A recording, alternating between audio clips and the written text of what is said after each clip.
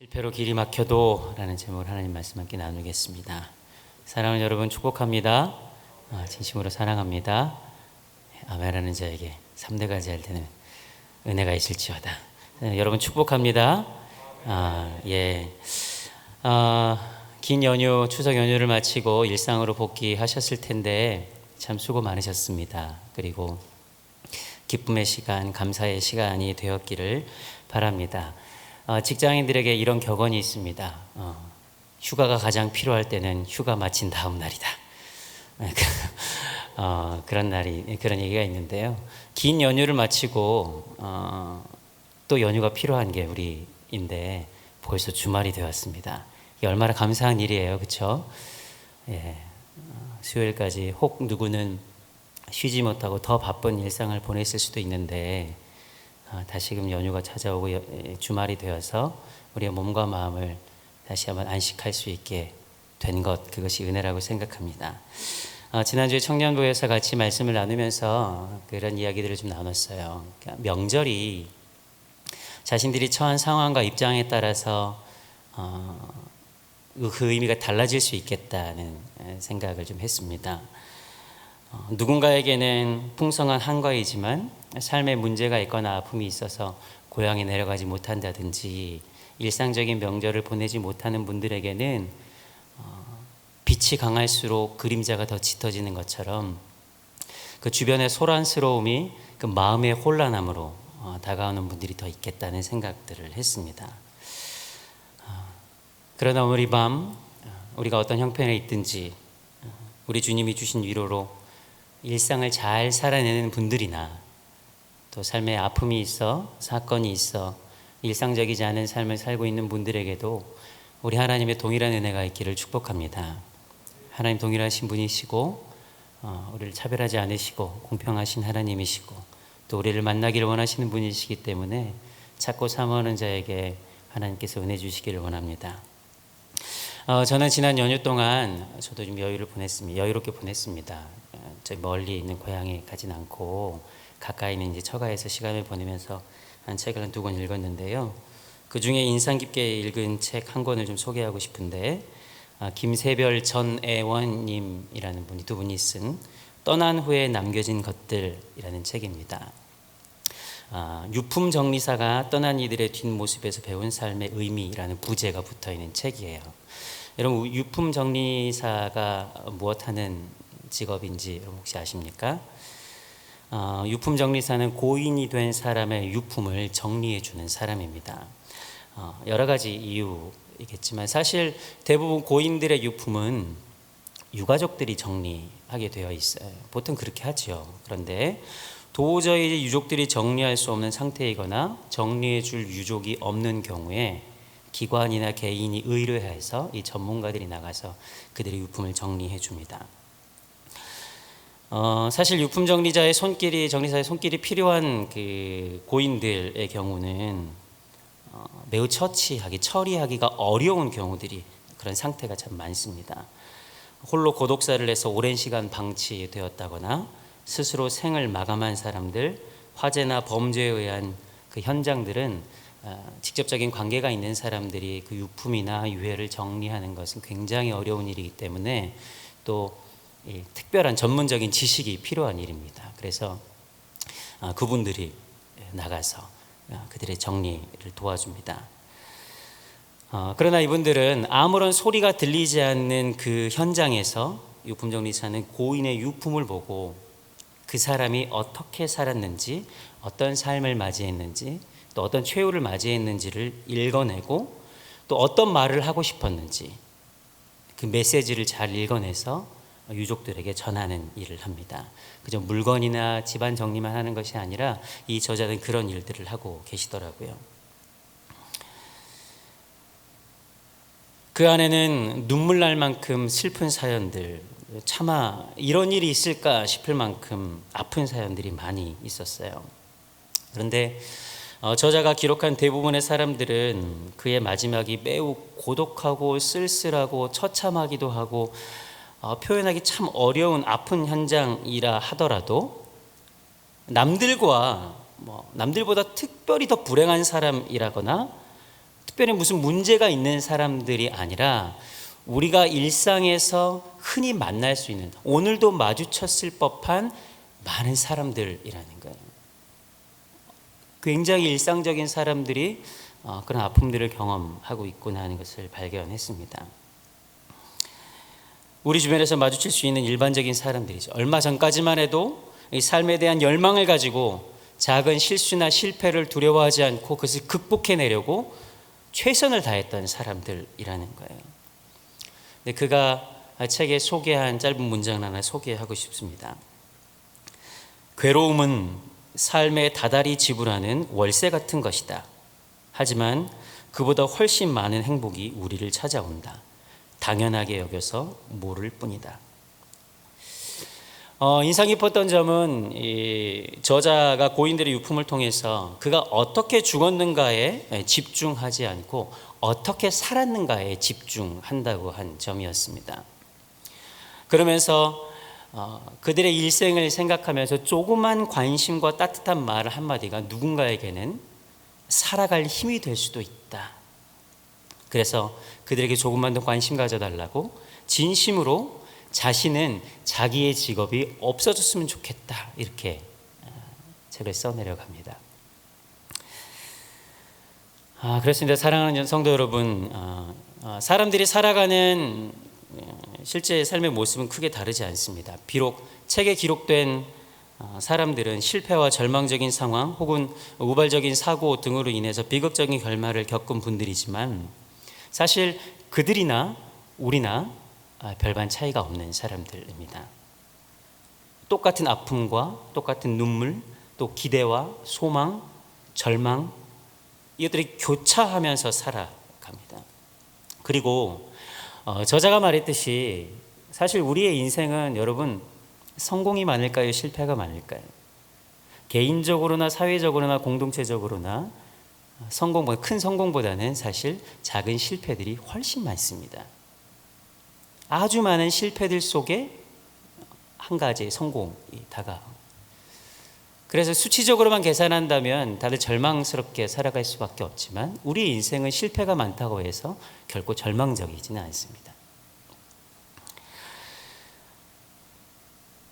실패는 인생에서 필연적으로 존재하고 우리가 그것을 어떻게 다루냐에 따라 인생의 모습은 달라지게 되어 있어요. 근데 여러분, 그것을 우리가 너무나도 잘 알지만 누군가는 기댈 곳이 없어서 고통하고 아파하다가 극단적인 선택을 하기도 하고, 또 헤어나올 수 없는 삶의 멍에를 짊어진 채 힘겹게 살아가는 사람들도 있고, 또 어떤 이는 그 중에는 그 실패를 발판 삼아 새로운 삶에 대한 의욕을 더욱더 굳게 하는 사람들도 있습니다. 어쩌면 이 자리에 나와 있는 우리 성도들, 그리고 영상으로 유튜브로 함께 예배드리고 있는 성도들 중에도 삶의 실패들로 아파하고 어떻게 하나 고민하고 눈물 흘리는 분들, 그런 마음으로 이 자리에 앉아 계시는 분도 있으리라 생각합니다. 여러분, 잘 오셨습니다. 잘 선택하셨습니다. 혹 그렇지 않더라도 잘 오셨습니다. 하나님 말씀 앞에 서는 것, 그것이 우리가 해야 되는 일이기 때문에 그렇습니다. 오늘 본문은 우리가 읽은 시편 57편은 그토록 힘겨운 인생, 까닭을 없는 고난과 비방, 죽음의 위협, 내일에 대한 근심과 염려, 그것들로 가득 찬 한 사람의 고백입니다. 시편 57편은 이 제목이, 시의 제목이 뭐라고 되어 있냐면 다윗이 사울을 피하여 굴에 있을 때에 라는 이 제목이 붙은 시입니다. 다윗이 사울을 피해서 왜 굴에 가 있었을까요? 떠난 후에 남겨진 것들이라는 책에 등장하는, 아까 말씀드린 책에 등장하는 대부분의 인물들 역시 모진 고난과 아픔을 품에 안은 제 동굴과도 같은 현실에 살아가던 사람들입니다. 그런데 오늘 시의 저자 역시 도저히 헤어나올 수 없는 문제들로 둘러싸여서 동굴 아니면 자신의 몸을 의탁할 수 없는, 동굴도 사실은 안전하지 않은 그런 다윗의 실존을 그리고 있습니다. 사랑하는 여러분, 다윗은 이 어려움을 어떻게 해결해 나가야 할까요? 사실 여러분도 너무나도 잘 아시지만 다윗의 등장은 그야말로 드라마틱했습니다. 일개 목동에 불과했던 천하디천한 직업을 가지고 있던 다윗은 골리앗을 이기고 이략 스타덤에 올랐습니다. 이스라엘 왕국의 별 중에 별이 된 것이죠. 물론 여러분, 다윗은 일약 스타가 된 것처럼 보이지만 다윗의 일상은 엄청난 성실과 겸손으로 가득 차 있었던 사람이었어요. 그저 그가 그냥 자신의 삶을 허비했다면, 기회라고 하면 참 어울리지 않지만, 그 인생을 전환할 수 있는 그 모멘텀에서 그 실력을 발휘할 수 없었을 거예요. 목동에 불과했던 다윗은 자신의 임무에 책임감 있게 성실하게 일했었고, 자신의 목숨을 담보로 곰과 사자와 싸우기를 마다하지 않았습니다. 왜요? 이 양을 지켜야 된다는 일념, 그 성실함이 그의 밑바탕에 있었던 것이죠. 그리고 또한 다윗은 최고의 음악가로서 하나님을 깊이 사랑하고 겸손하게 하나님과 동행하던 사람이었죠. 그래서 하나님의 이름을 망령되게 불렀던 골리앗을 향한 그 깊은 분노는 하나님을 향한 깊은 사랑의 깊이만큼 컸던 거예요. 그래서 골리앗의 등치가 보이지 않는 거예요. 골리앗의 그 무시무시함이 보이지 않아요. 다윗에게는 그 수많은 이스라엘 군사들이 골리앗의 당당함 앞에, 그 무시무시함 앞에 떨었지만 다윗의 눈에는 그게 보이지 않았어요. 왜요? 그가 하나님을 깊이 사랑했던 사람이었기 때문에. 여러분, 그 친구들하고 싸울 때 절대 하지 말아야 될 일이 있어요. 부모 욕하는 거잖아요. 그렇죠? 가족은 건드리지 마. 이게 친구들끼리 그런 얘기예요. 사랑하는 가족도 뭐 농담 이런저런 다 해도요, 내가 사랑하는 사람을 건드리는 건 용납할 수 없는 거예요. 안 그런가요, 여러분?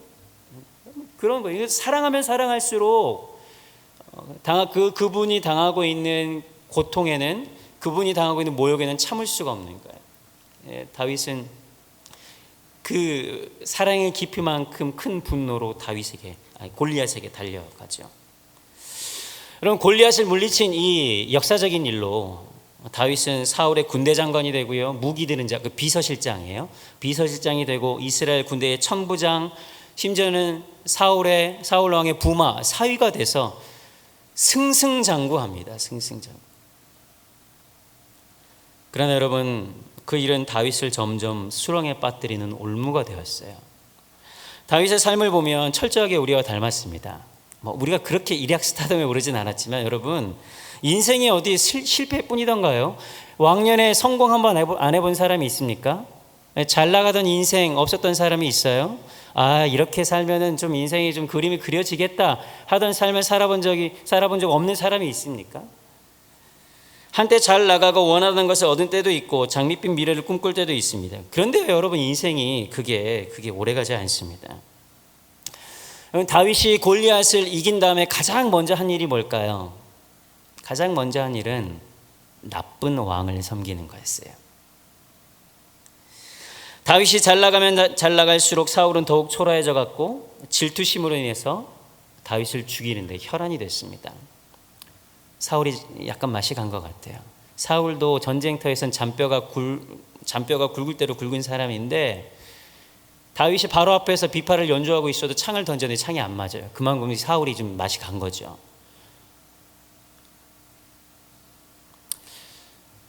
다윗이 뭔가 일을 성공할 때마다 사울의 그 상실감은 더욱더 깊어져 갑니다. 그래서 다윗의 현실적인 위협은 더 커져가요.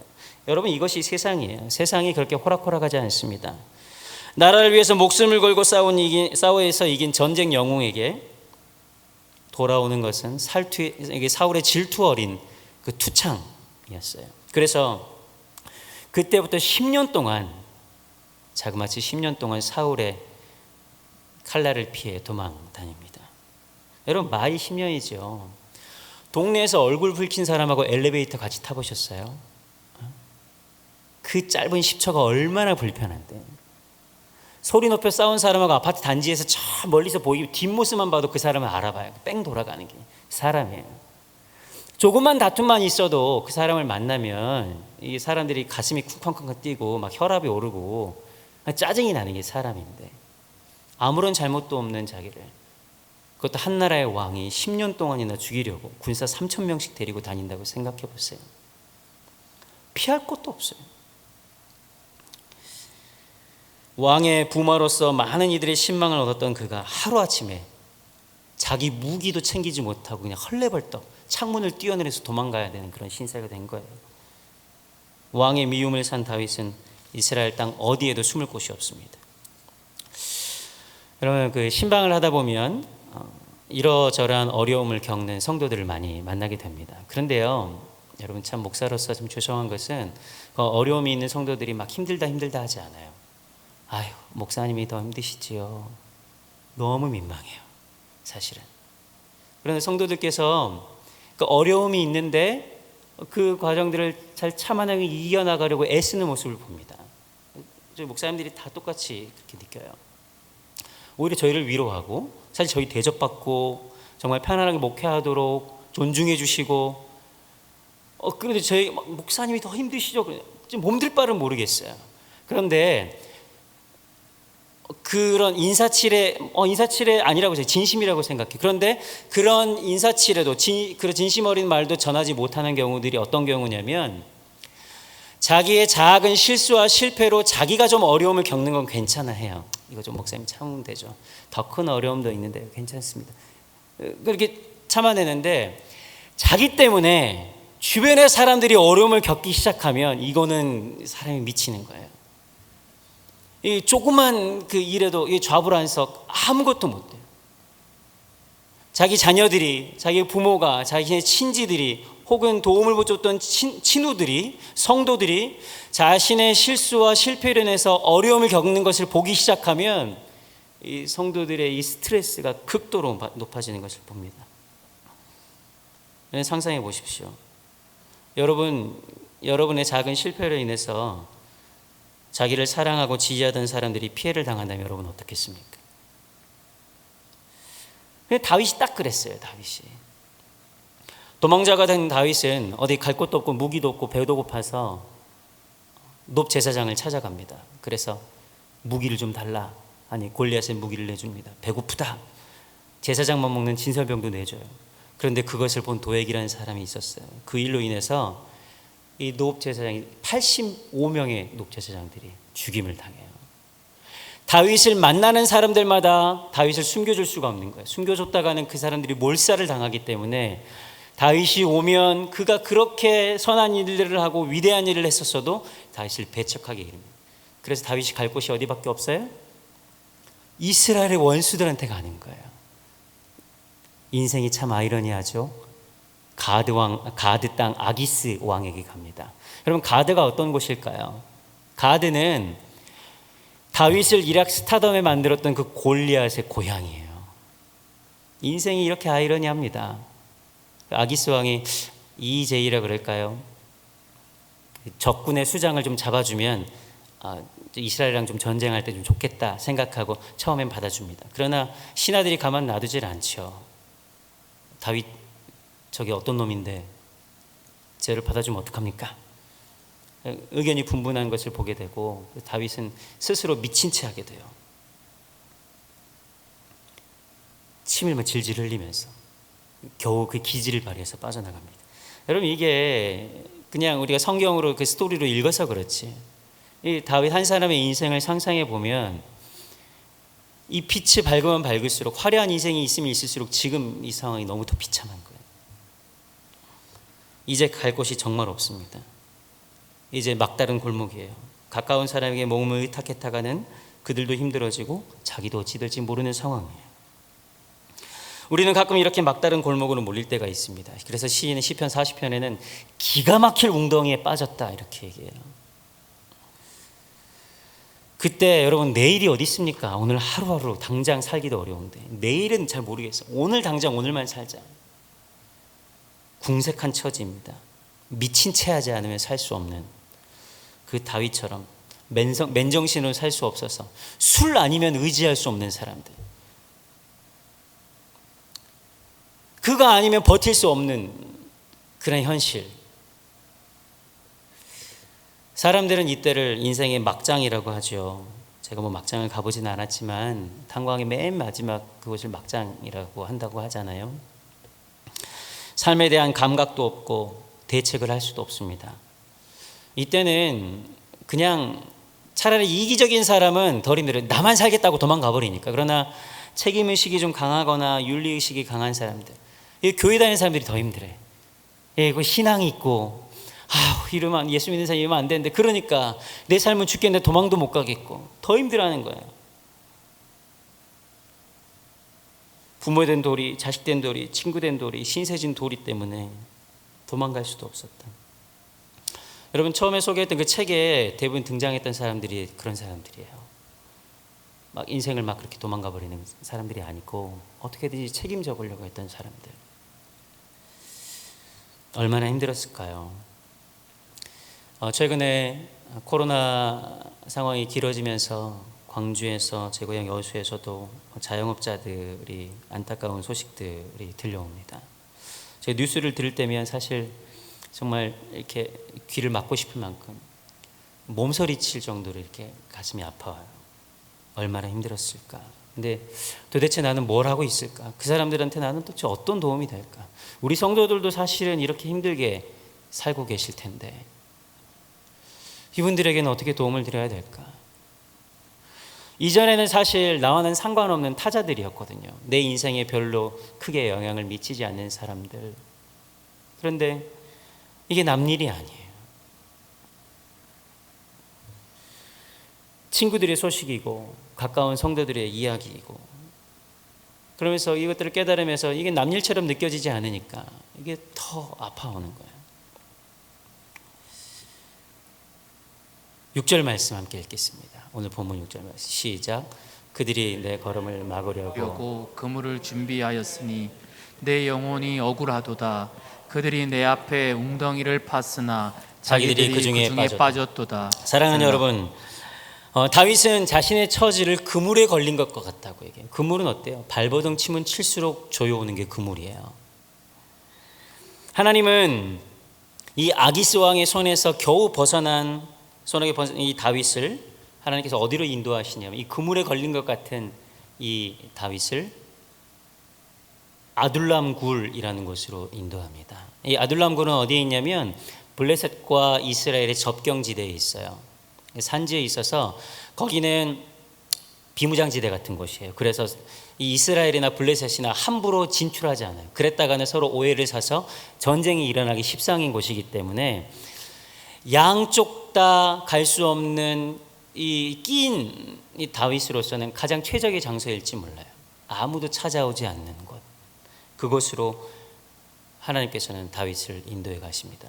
이 아둘람 굴은 석회암 지대에 있어요. 그래서 천연 동굴이 많아서 은신하기에는 좋은 지역입니다만, 그래서 겨우겨우 굴에 들어가서 한숨을 돌리지만 여러분, 그게 안도의 한숨일 리가 없어요. 다윗은 철저하게 상처 입은 채 동굴에 가만히 있을 뿐입니다. 계획도 없고 미래가 있기에 은둔하고 있는 것이 아니라, 무슨 제갈공무처럼 어디 숨어 있는 것이 아니라 그냥 갈 곳이 없어요. 가만히 있을 뿐입니다. 아무런 방도도 없어요. 오직 도망이 목적이니까, 여차하면 도망가야 되니까. 다윗이 과거 어떤 삶을 살았든지 그것은 지난날의 일들일 뿐 지금은 철저한 실패자입니다. 도움의 손길도 이제 찬란한 영광도 없습니다. 여러분, 이제 어떻게 해야 될까요? 다윗은 철저하게 외로워요. 의지할 곳도 없어요. 심지어는 하나님께로부터도 버림받은 것처럼 이 배신감에 가득 차 있어요. 당장에 어찌할 수 없어서 답답해요. 그런데요, 사랑하는 여러분, 그 순간을 잘 버텨내야 돼요. 그 순간을. 답답하지만 그 순간이 아주 결정적인 순간인 거예요. 주변 모든 사람들이 떠나가고 하나님마저도 나에게 등을 돌린 것 같은 그때 우리가 잘 버텨내야 합니다. 여러분, 사실은 깊은 동굴일지라도 오래 있으면 사물이 분별됩니다. 오래 있으면 거기에 적응하게 되는 거예요. 조금만 마음을 가라앉히고 이 굴 속을 찬찬히 보면 굴의 윤곽이 보이고 사물을 식별할 수 있는 빛이 들어온다는 것을 알게 돼요. 우리는 이 굴 속에 들어가 어두운 면만 보지 말고 빛이 어디에서 들어오는지 살펴야 합니다. 여러분, 동굴에 사물이 보이지 않는 것은 빛이 없어서가 아니라 그가 서 있는 방향이 잘못되어 있기 때문에 그래요. 처음엔 아무것도 보이지 않는 현실 같아서 벽을 향해서 서 있어도 괜찮습니다. 그러나 시간이 지나면 이제 자신의 삶의 방향, 얼굴의 방향, 시선의 방향을 돌려야 해요. 빛이 들어오는 것으로. 또한 현실의 두려움에 눈을 감고 있는 자신의 눈을 떠야 해요. 이 삶의 문제들이 커서 바라보면 바라볼수록 두려울 때 사람은 눈을 감아요. 아무것도 보이니 고개를 푹 숙인 채 아무것도 하지 않습니다. 그러면 빛이 아무리 강해도요, 눈앞에 뭐가 있어도 보이지 않아요. 그때 우리는 고개를 들어야 됩니다. 그리고 눈을 떠야 돼요. 눈을 뜨고 조금만 기다려서 숨을 돌리면 그가 들어온 그 길로 빛이 들어온다는 것을 알게 됩니다. 여러분, 사실 동굴과 터널은 한 끗 차이인데 뭐 별반 다르지 않죠. 동굴과 터널은 들어가서 저 끝에 반대편이 빛이 있다는 거. 그러나 동굴 역시 들어온 길로 돌아가면 똑같이 빛이 있습니다. 죽을 것 같은 고통의 순간을 조금만 견뎌내면 그 누구나 한 줄기 빛이 있음을 발견하게 되는 거예요. 하나님은 그렇게 다윗을 만나 주셨던 거예요. 오늘 시편 57편 1절 말씀이네요. 본문은 아니지만 함께 읽겠습니다. 시작. 하나님이여 내게 은혜를 베푸소서. 내게 은혜를 베푸소서. 내 영혼이 주께로 피하되 주의 날개 그늘 아래에서 이 재앙들이 지나기까지 피하리이다. 다윗은 앞길이 막힌 굴에 들어가 하나님의 도우심을 구합니다. 그리고 자신의 몸은 막다른 동굴에 있을지언정 그의 영혼은 주께 피한다고 고백하는 거예요. 지금 다윗은 자신의 현실을 마주하고 하나님 앞에 직면하고 있어요. 이 동굴은 막다른 길이지만, 그래서 내 육신은 의지할 곳 없고 나아갈 수 없지만 내 영혼만은 주께 의지한다고 고백하는 거예요. 여러분, 이 시가 다윗이 동굴에 들어가자마자 썼을까요? 아니요. 오랜 시간 그곳에서 잠잠히 있었을 거예요. 다윗은 삶이 나락으로 떨어지고 도망가기에 급급했던 그 시간에는 화려한 과거가 오히려 자신을 짓눌러 오는 그런 부담과 아쉬움으로 프레셔로 있었지만, 조금 잠잠하여 주께 자신의 영혼을 의탁할 때는 자신의 화려했던 과거가 자신을 짓눌러 오는 부담이 아니라 하나님께서 그와 동행했던 증거들로 그에게 인식되었을 거예요. 여러분, 여러분의 인생 가운데 처절한 실패와 아픔 속에 있을지라도 한번 과거를 돌이켜 보십시오. 하나님께서 여러분을 만나준 적이 없으십니까? 아니요. 하나님 우리의 인생의 매 순간순간마다 만나고 있어요. 다만 지금 현실의 어려움이, 아픔과 실패가, 절망이 그것을 가리우고 있는 거예요. 생각나지 않게 하는 거예요. 그걸 보이지 않게 할 뿐이에요. 이전에 함께 하셨던 하나님이 지금도 함께 하신다면 다윗은 이 환난을 하나님께서 역전시킬 거라고 조금 시간이 지나서 고백하는 것이죠. 다윗은 지금 이 동굴 안에서 철저하게 기다리는 훈련을 하고 있습니다. 사랑하는 여러분, 우리도 그 기다림의 시간이 필요해요. 유진 피터슨이라는 목사님이 다윗 현실에 뿌리박은 영성에서 이렇게 얘기해요. 광야는 우리가 위험과 죽음에 직면하는 곳이지만 맞이하는 태도에 따라서는 하나님의 위대한 신비와 삶의 특별한 소중함에 직면하는 곳이기도 하다. 어떻게 우리가 그것을 바라보느냐, 역시 동굴 역시 마찬가지입니다. 동굴은 우리가 나아갈 길이 없는 막다른 골목이지만 그곳에서는 하나님의 신비함을 맛볼 수 있는, 하나님을 직면할 수 있는 최적의 장소가 되기도 하는 거예요. 다윗에게 있어서 지금 아둘람 동굴은 여전히 위험과 죽음의 경계선이잖아요. 지금 문제가 해결되진 않았단 말이에요. 밖으로 나가면 여전히 앞으로 한 10년 이상은 사울이 그를 쫓아다닐 거예요. 하지만 그곳은 하나님의 신비와 삶의 소중함을 직면하는 곳이기도 합니다. 결코 이렇게 죽을 수 없다. 결코 이렇게 하나님께서는 나를 내버려 두지 않으실 거다. 여러분, 꼭 기억하십시오. 우리는 실패해서 성공해야 됩니다. 이게 무슨 말인가? 실패해서 실패하는 사람이 있어요. 그러나 실패의 현장에서 우리가 성공하면 그 자리가 진실로 성공의 자리가 되는 거예요. 어떻게 실패를 맞이할 것인가에 따라서. 실패 안에서 성공하지 못하면 결코 인생을 통해서 배울 수 있는 것은 없습니다. 여러분, 인생에서 광야를 만나지 않으면, 동굴에 갇히지 않으면 던지지 못하는 질문이 있어요. 질문하지 않아요, 우리는. 그런데 막다른 골목에 가서야 무엇이 진실로 내 인생에 필요한지, 무엇이 진실로 중요한지, 나의 인생은 무엇을 위한 인생인지 그제서야 질문하는 거예요. 가장 중요한 게 무엇이냐고. 이 질문은 막다른 골목 아니면 할 수 없는 질문입니다. 이 질문은 우리로 하여금 우리의 삶을 향한 하나님의 목적을 발견하게 해요. 이 질문은 우리의 삶에 진실로 중요한 것이 무엇인지 알도록 깨닫게 합니다. 그리고 이 질문은 내가 누구와 함께 해야 하는지 깨닫게 해요. 여러분, 그러고 보니 아둘람 동굴의 아둘람의 뜻은 피난처, 안식처라는 뜻입니다. 물리적으로는 전혀 피난처일 수 없는 이 동굴이 내 영혼은 죽게 피하겠다는 이 다윗의 고백으로 말미암아 진실로 영혼의 피난처가 되는 거예요. 다윗은 어떤 상황과 형편에 나아짐보다 여호와를 선택하겠다는 의지적인 결단을 내립니다. 그리고 그곳에서 다윗은 놀라운 경험을 하게 되는데 7절 말씀입니다.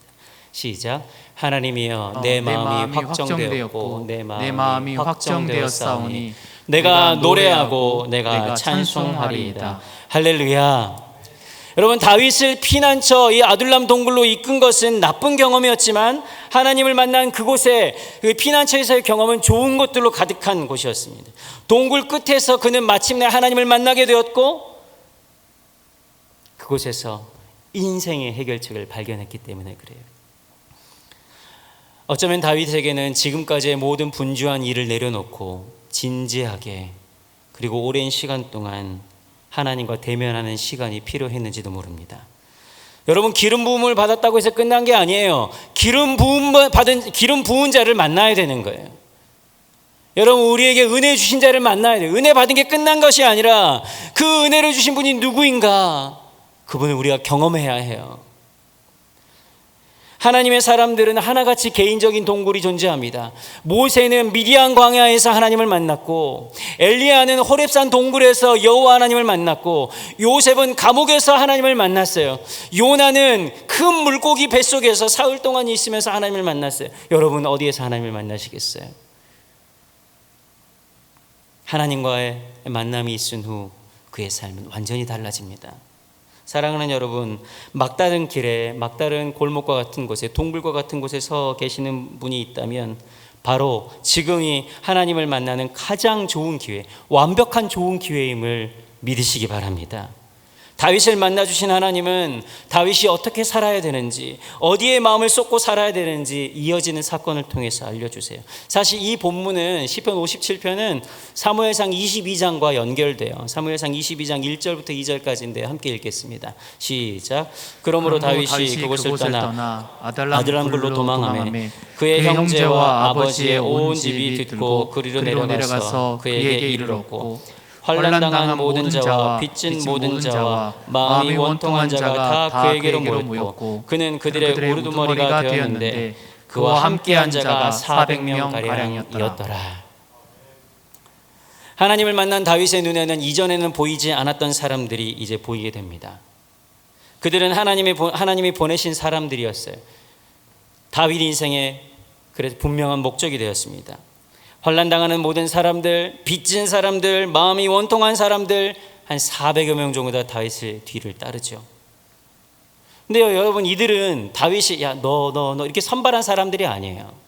하나님께서 보내주신 사람들이에요. 하나같이 기존 사회적인 체제에서는 무시당하는 사람들, 소외당했던 사람들, 갈 곳 없는 사람들이 옵니다. 사울 체제 하에서 아픔을 겪었던 사람들이죠. 그 사람들이 이제 진짜 왕이 아닌 사울에게서 진짜 왕인 다윗을 만나게 돼요. 다윗은 자신의 몸을 홀로 가누기도 힘든 상황에서 그들을 맞이하게 되고, 다윗보다 더 절박하고 안타까운 상황에 처한 사람도 분명히 있었을 텐데, 그래서 그들은 서로가 서로를 돕는 관계가 됩니다. 그래서 우리는 그들을 아둘람 공동체라고 불러요. 하나님을 만난 다윗은 사회적으로는 소외당하고 어려움당하고 버림받은 사람들을, 백성인 그들을 동역자로, 함께 살아갈 가족으로, 그가 돌보아야 할 양으로 받아들입니다. 그들을 한 가족처럼 여기고 아파하고 상처를 싸매고 힘겨운 현실을 함께 기대며 헤쳐나가기로 결정하지요. 사랑하는 여러분, 과부 사정은 호라비가 한다 그랬던가요? 서로가 얼마나 위로가 되었겠습니까? 자신보다 더 어려운 상황에 처한 사람들을 보면서 서로가 서로에게 위로가 되고 얼마나 의지가 되었겠어요. 서로에게 상처 입은 치유자가 되었던 것이지요. 다윗의 상처가 그들에게 치유가 되었고 그들의 아픔이 다윗에게는 위로가 되었습니다. 그래서 이들의 만남은 서로의 삶을 변화시키는 놀라운 계기가 되었어요. 재미있는 것은 사무엘 하 23장 13절 이하에 보면 이 다윗이 왕국을 다 세운 다음에 이제 왕이 거의 다 됐어요. 왕국을 거의 마무리할 때쯤에 솔로몬으로 넘길 때 다윗의 일생을 쭉 요약하는데요. 다윗의 왕국의 기둥이 되는 30여 명의 장수들을 소개할 때 이 아둘람 굴에서 만났던 사람들의 이름을 언급합니다. 이때 방랑자요, 송해당하는 사람들이요, 외면당하는 사람, 빚진 자들, 눈물 흘리던 사람들이 왕국의 기둥이 된다니까요. 이스라엘 왕국을 마련하는 동역자들이 되었던 것이에요. 상처는 변하여 별이 된다. Scar into star. 영국의 격언에 그런 말이 있습니다. 사랑하는 여러분, 저는 우리 교회 공동체가 아들람 공동체와 같은 교회가 되기를 원합니다.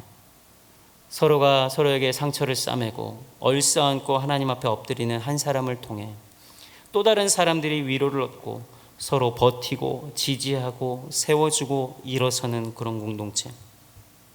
우리의 아픔을 토로하는 것이 신세 한탄이 아닌 우리를 향하신 하나님의 뜻을 묻는 질문이요, 하나님의 살아계심을 드러내는 그러한 공동체. 여러분, 이 시대에 그런 공동체가 반드시 필요하지 않겠습니까? 다윗은 힘겨워하는 이들과 함께 살아가면서 이스라엘의 진정한 왕으로 변화되어 가기 시작합니다. 사실 한 번도 다윗은 스스로가 왕이 되겠다고 시도해 본 적이 없어요. 만약에 그랬다면 다윗이 엔게디 굴에서 시황무지에서 사울을 2번이나 살려줄 일이 없어요. 다윗은 결코 자기가 왕이 되려고 하지 않았습니다. 그러나 하나님께서는 이 과정을 통해서 진정한 왕으로 빚어가고 계셨던 것이지요. 사랑하는 여러분, 특별히 오늘 실패하여 아파하는 여러분, 공경에 처하고 병에 걸리고 시험에 낙방하고 관계에 실패하고 사업의 위기를 겪고 눈물을 흘리는 성도 여러분, 우리는 제대로 실패하는 법을 배워야 합니다. 실패의 현장에서 성공해야 합니다. 다윗과 사울이 동시에 광야에 있었지만 사울은 살인만 생각했고 다윗은 하나님의 뜻을 쫓아갔습니다. 오늘 우리에게도 펼쳐질 영적 지형이 바로 똑같아요. 여러분, 우리의 삶의 자리는 비슷해요. 여러분도 동굴과 같은 삶의 현장, 아픔을 겪게 될 것이고 때로는 실패의 현장에 여러분이 있게 될 거예요. 여러분, 그때 여러분 무엇을 선택하시겠습니까? 비온 뒤에 땅이 굳어진다고 했죠. 오늘 현실의 어려움을 발판 삼아서 우리의 마음을 하나님께 피하기로 결단합시다. 그래서 내 마음이 확정되고 확정되어 싸우니 내가 노래하고 찬송하겠습니다. 하나님이여, 주는 하늘 위에 높이 들리시며 주의 영광이 온 세계에 높아지기를 원합니다. 그렇게 고백하는 저와 여러분 되었으면 좋겠습니다. 사랑하는 여러분, 여러분의 인생의 목표가 무엇입니까? 다시 한번 말씀드렸지만 다윗은 한 번도 왕이 되려고 목표하지 않았어요. 그는 하나님의 사람이 되려고 했습니다. 오늘 함께 예배하는 우리 거룩한 운정교회 성도 여러분, 한 사람 한 사람도 여러분 동일하게 꿈꾸는 무언가가 되려고 하지 마시고 하나님의 사람이 되십시오. 하나님의 사람이 되려고 할 때 우리 앞에 닥친 현실의 무게는 우리가 버틸 수 있는 무게가 될 것입니다. 그러나 우리가 바라는 무엇이 되려고 할 때 우리 앞에 놓여진 현실은 그저 우리의 도움이 아니라 장애물로 여겨질 뿐일 거예요. 오늘 이 밤 우리에게 주어진 삶의 현실을 하나님께 온전히 올려드리고 하나님의 사람들, 하나님의 사람이 되는데 마음을 두는 저 여러분 되었으면 좋겠습니다. 이 시간 그래서 우리 함께 찬양했으면 좋겠습니다. 이 다윗의 시를 바탕으로 함께 고백한 찬양인데요. 모든 상황 속에서 주를 찬양할지라 주는 너의 큰 상급 큰 도움이지라. 이 찬양의 가사를 주 앞에 올려드리도록 하겠습니다.